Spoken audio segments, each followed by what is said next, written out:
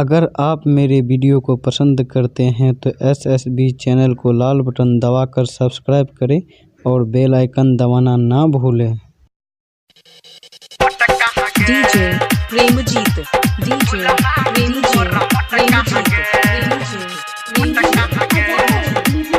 माँ Gayatri recording studio.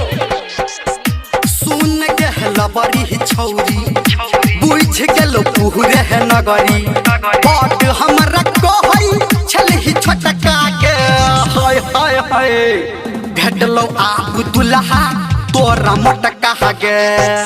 सुन गहला बड़ी छौरी बुझ गेलो पूरे है नगरी सुन गहला बड़ी छौरी बुझ गेलो पूरे है नगरी।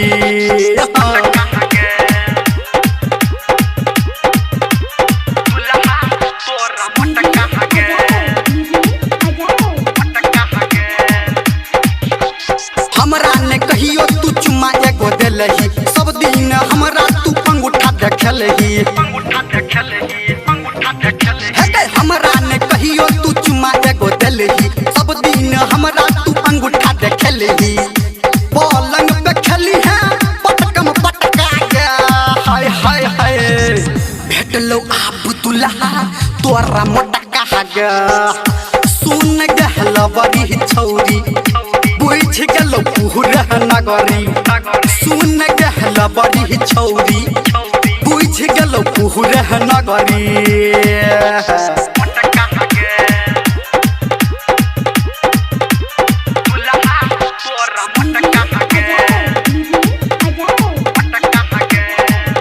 DJ फैशन डिजाइन तोहर काम नहीं करतो हमरे असरा के फेरो से परतो बुझली गए फैशन डिजाइन तोहर काम नहीं करतो हमरे असरा के फेरो से परतो रोज रोज दौड़तो लोग के सटका के हाय हाय हाय भेटलो आब दुल्हा तोरा मोटका गे।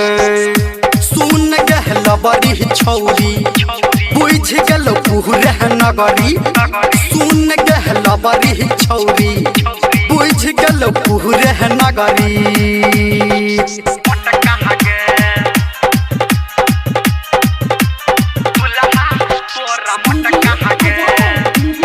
अभी आप सुन रहे हैं सावरिया म्यूजिक।